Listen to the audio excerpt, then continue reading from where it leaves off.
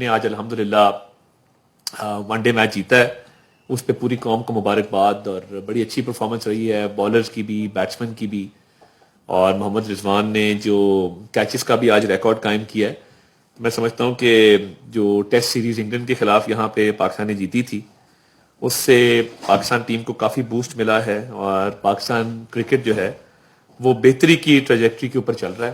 اور test series England کے خلاف اور اب آسٹریلیا میں آسٹریلیا کے خلاف جو ہے وہ میچ جیتنا، یہ بہت ہی ایک مثبت ٹرینڈ ہے، بہت حوصلہ افزا ٹرینڈ ہے. اور میں سمجھتا ہوں کہ آنے والے دنوں میں ہم ٹیم کی اور بھی بہتر پرفارمنس دیکھیں گے، اور انشاءاللہ تعالی پاکستان کرکٹ ٹیم جو ہے وہ اپنا کھویا ہوا مقام حاصل کرے گی.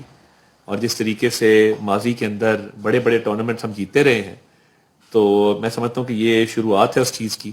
اور کرکٹ میں جو پاکستان کا ایک مقام ہے، ایک نام ہے، وہ الحمدللہ دوبارہ سے قائم ہو رہا ہے، اور پوری قوم کو، کرکٹ ٹیم کو مبارکباد.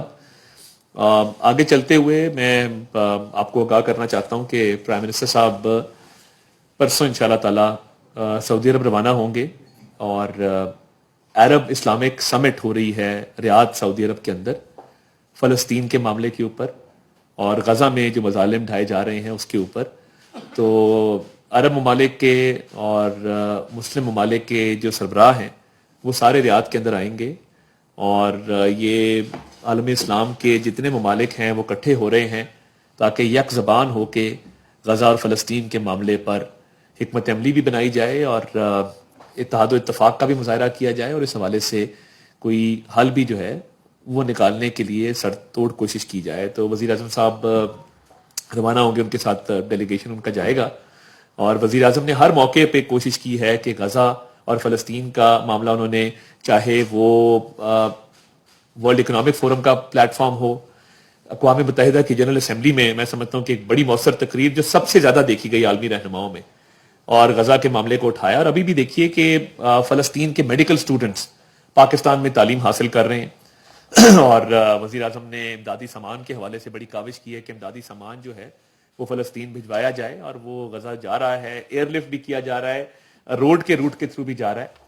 اور حکومت پاکستان وزیر اعظم کی ہدایت پر بھرپور اس پہ جو ہے وہ توجہ مرکوز کیے ہوئے ہے کہ امدادی سامان بھی بھجوایا جائے. ان کے میڈیکل سٹوڈنٹس کو پاکستان میں جو ہے وہ 200 سے اوپر سٹوڈنٹس آ چکے ہیں میڈیکل کالجز میں، وہ اپنی تعلیم حاصل کر رہے ہیں. وزیر اعظم نے ان سے ملاقات بھی کی.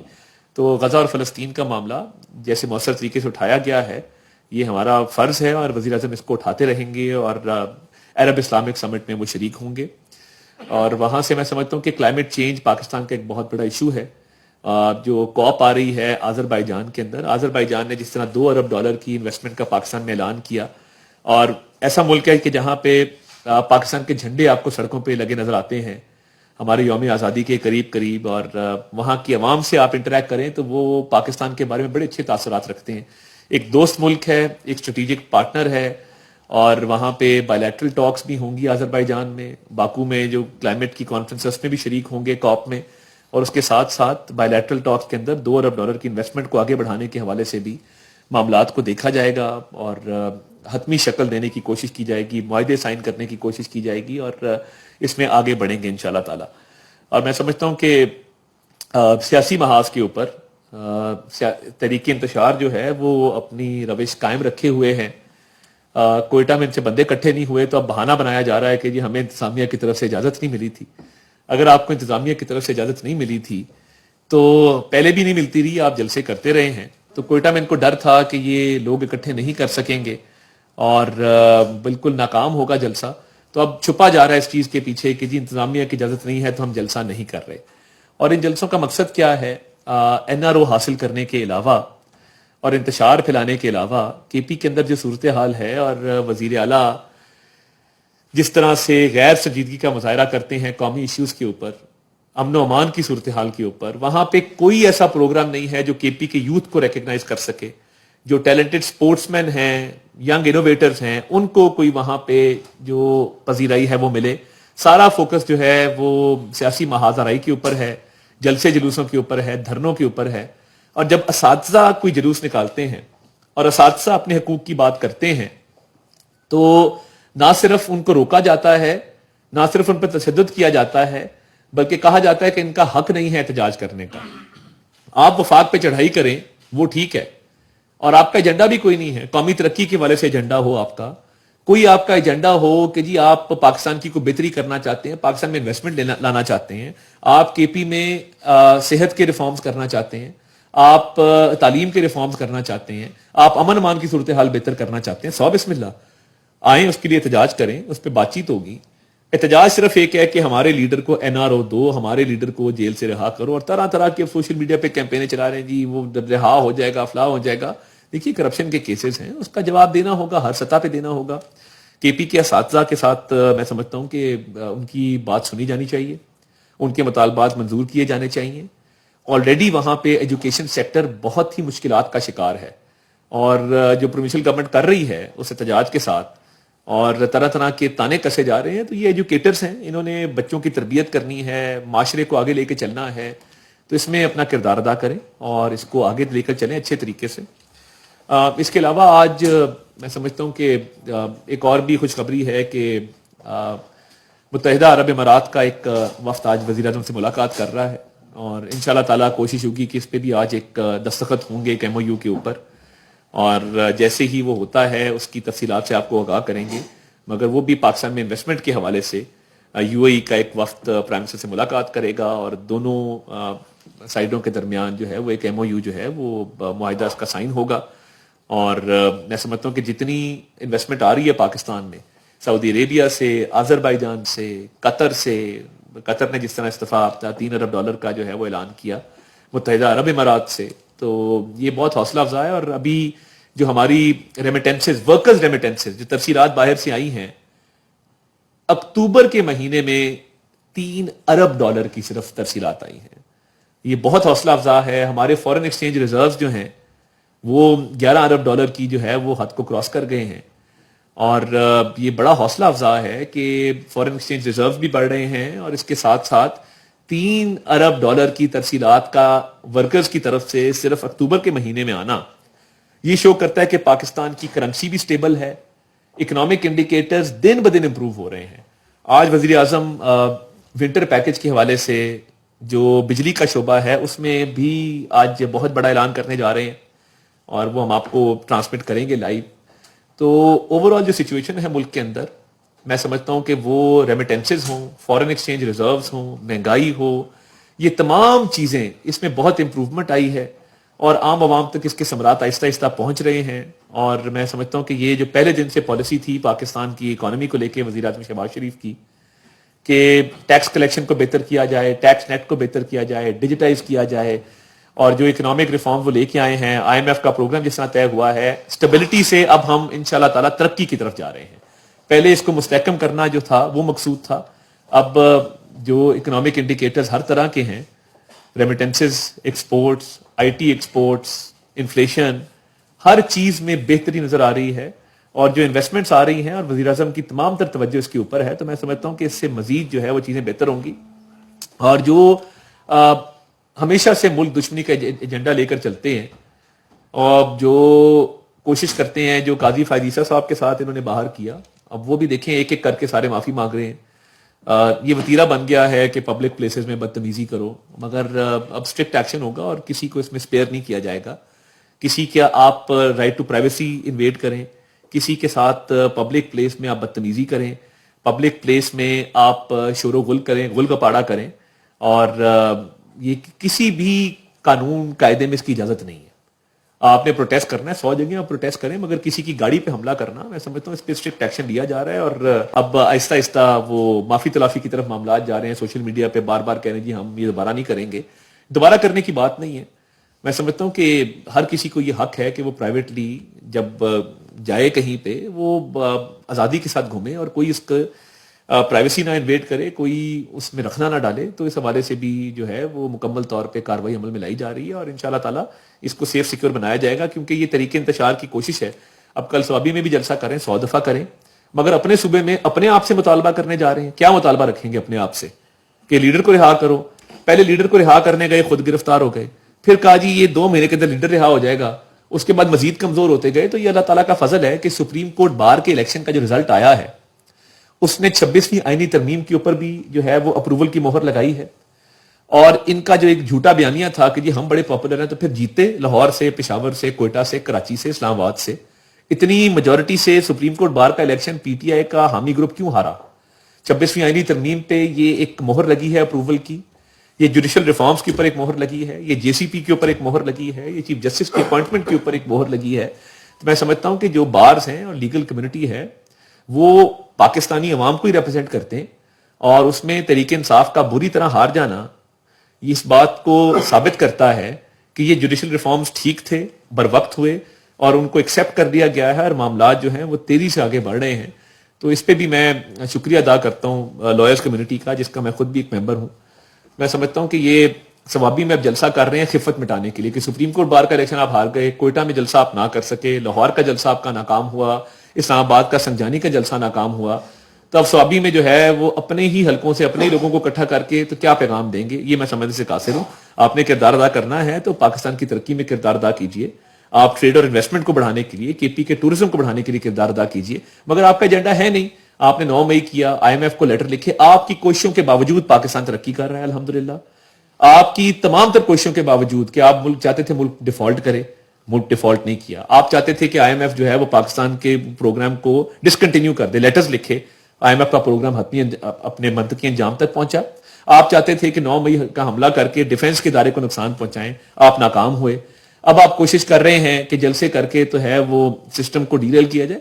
آپ جتنے مرضی جلسے کر لیں، آپ کی ناکامی اسٹیبلش ہو چکی ہے. اور علی امین گنڈا پر جب بھاگ کے کے پی ہاؤس چھپے ہیں، اس کے بعد لوگ ان کے ساتھ نکلنے کو بھی تیار نہیں ہیں. تو یہ این آر او کی جو رٹ ہے اور باہر سے آوازیں اٹھا رہے ہیں. دیکھیے جو اسٹیٹس کے معاملات ہوتے ہیں نا آپس میں، وہ اسٹیٹ ٹو اسٹیٹ چلتے ہیں، فارن پالیسی کا حصہ ہوتے ہیں. یہ پہلے بیانیہ بنایا گیا غلامی نامنظور، ایبسولوٹلی ناٹ. اب شادیانے بجائے جا رہے ہیں. یہ اسٹیٹ ہوڈ ہے، فارن پالیسی ہے، اس کو اپنی بہت ہی غلط سیاست کی نظر جو کرنے کی کوشش کی جا رہی ہے. تو یہ ڈیسائیڈ کر لیں کہ آپ غلام ہیں کہ آپ غلام نہیں ہیں. یہ دونوں میں سے ایک چیز ہے. ہم تمام ممالک سے اچھے تعلقات چاہتے ہیں، اور تمام ممالک سے ہمارے اچھے تعلقات ہیں. کسی ایک ملک سے ہمارا تعلق کسی دوسرے ملک کی کاسٹ پہ نہیں ہے. اور انشاءاللہ تعالیٰ یہ فارن پالیسی میں جو کامیابیاں ہیں یہ اسی طرح آگے چلیں گی، اور پاکستان ترقی کر رہا ہے، کرتا رہے گا. اور وزیر اعظم شہباز شریف کی قیادت میں میں سمجھتا ہوں کہ اکانومی ٹیک آف کر چکی ہے، اور مزید بہتری آنے والے دنوں میں جو ہے آپ سب دیکھیں گے. بہت شکریہ. راشد حبیب صاحب سر آپ نے ایم او یوز کی بات کی، بڑی اچھی بات ہے، بہت سارے ایم او یوز ہوئے.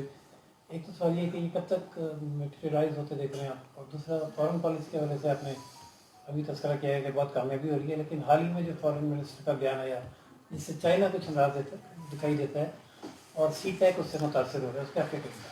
دیکھیے پہلی بات تو یہ ہے کہ بہت سارے اگریمنٹس مٹیریلائز ہو چکے. جو سعودیہ کے ساتھ بھی اگریمنٹس ہوئے اس میں 4-5 کے اوپر جو ہے وہ کام تیزی سے جاری ہے، اور کچھ ان کی انویسٹمنٹ پاکستان آ رہی ہے، کچھ ان کی کمپنیز یہاں پہ آ چکی ہیں. اور میں سمجھتا ہوں کہ معاملات جو ہیں وہ بہت اچھے طریقے سے آگے چل رہے ہیں، انویسٹمنٹس میں اضافہ ہو رہا ہے، اور بہت جلد جو ہے باقی بھی ایم او یوز جو ہیں وہ اگریمنٹس میں مٹیریلائز کریں گے. چین پاک دوستی جو ہے وہ ٹائم ٹیسٹڈ ہے، اور ایک بہترین ریلیشن شپ ہے. ابھی وزیر اعظم نے بھی چائنیز ایمبیسی وزٹ کیا اور چینی سفیر سے ملاقات کی. ان کے 2 باشندے جو زخمی ہوئے تھے اس پر تعزیت کی، اور جو ملزمان تھے ان کو کیفر کردار تک پہنچانے کی جو ہے وہ وہاں پہ یقین دہانی کرائی. تو میں سمجھتا ہوں کہ یہ پاک چین دوستی جو ہے وہ مثالی دوستی ہے، اور ہمارے جو ان سے بہت ہی ڈیپ روٹیڈ اور اسٹرانگ اسٹریٹجک ریلیشن شپ ہے وہ انشاءاللہ تعالیٰ اسی طرح آگے بڑھ رہی ہے جس طرح اس کو آگے بڑھنا چاہیے. اس میں مجھے کوئی امپیڈیمنٹ، کوئی دقت نظر نہیں آتی ہے. اور میں سمجھتا ہوں کہ یہ سی پیک پاکستان کی لائف لائن ہے. سی پیک فیز 2 تیزی سے جاری ہے، اور تمام شعبوں کے اندر ہمارا تعاون جو ہے وہ مزید آگے بڑھے گا انشاءاللہ تعالیٰ. طارق عزیز صاحب نیو ٹی وی سے. کل ایک سب سے بڑے اخبار کے معتبر کالم نگار نے قومی حکومت کی بات کی ہے. انہوں نے توقع یہ دیا ہے کہ پی ٹی آئی نہیں مان رہی، حالانکہ وہ مان جائے تو قومی حکومت مان جائے گی. اس کے اوپر آپ دیکھیں میں یہ سمجھتا ہوں کہ وہ جو پی ٹی آئی کے حوالے سے اتنا کہوں گا کہ وہ بلی کو چیچڑوں کے جو خواب ہیں وہ بند ہی نہیں ہو رہے ہیں. کبھی کہتے ہیں یہ آئے گا ہمیں باہر نکالے گا، کبھی کہتے ہیں وہ آئے گا ہمیں باہر نکالے گا. مسئلہ پاکستان نہیں ہے. آپ کو پتا ہے کہ جب 26ویں آئینی ترمیم کا مسودہ لے کے پی ٹی آئی والے گئے تو اس نے کہا کہ یہ کیا اٹھا کے لے آئے ہو میرے پاس، یہ کیا لے کے آئے ہو. میں تمہیں کہہ رہا ہوں مجھے باہر نکالو, تم لوگ منہ اٹھا کے روز آ جاتے مسودہ لے کے. میں تمہیں منع کر رہا ہوں اس بات سے. تم لوگ مولانا کے ساتھ بیٹھ کے پریس کانفرنس کرتے رہے ہو. وہ ایسی ڈانٹ ڈپٹ ہوئی.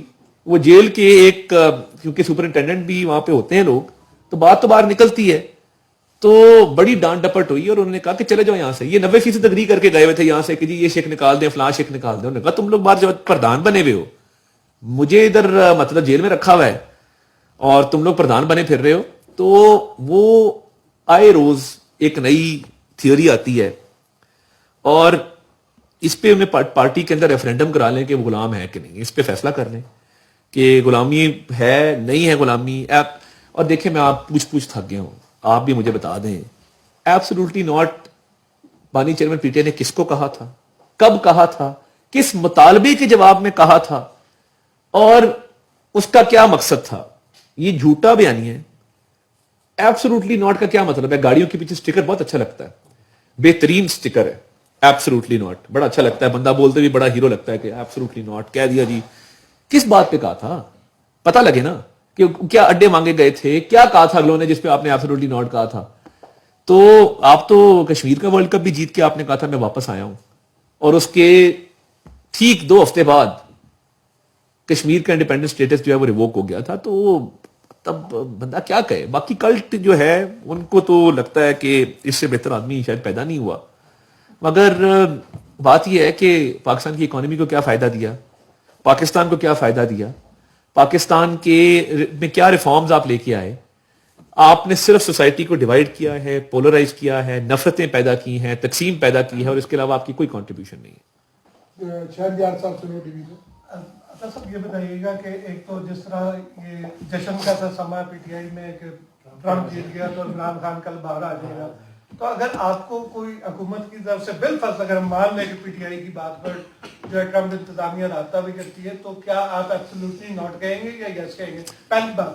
دوسرا سر یہ کہ بے شک معاشی اشاریے بہتر ہوئے ہیں, آپ نے ڈیفالٹ سے بچایا ملک کو, لیکن جو عام آدمی ہے اس تک جو ہے ابھی تک ریلیف نہیں پہنچ رہا, اور اسی کی بنیاد کے اوپر بہت سارا جو ہے بے چینی ہے لوگوں میں.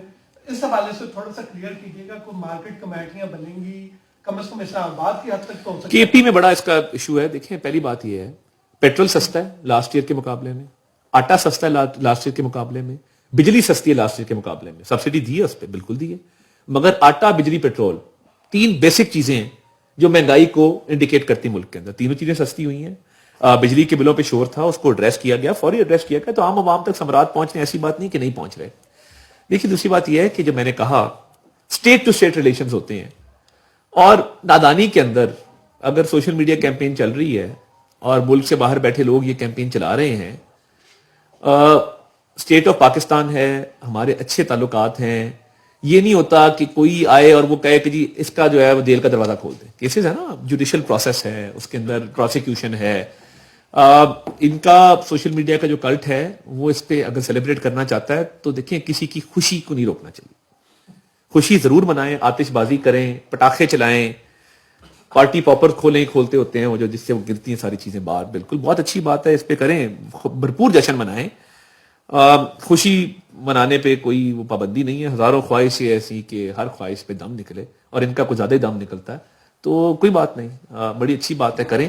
مگر اسٹیٹ ٹو اسٹیٹ ریلیشنز ہیں, اسٹیٹ ٹو اسٹیٹ پالیسی ہے, فارن پالیسی جو ہے وہ باقاعدہ فارمولیٹ ہوتی ہے, اس میں سنجیدگی ہوتی ہے.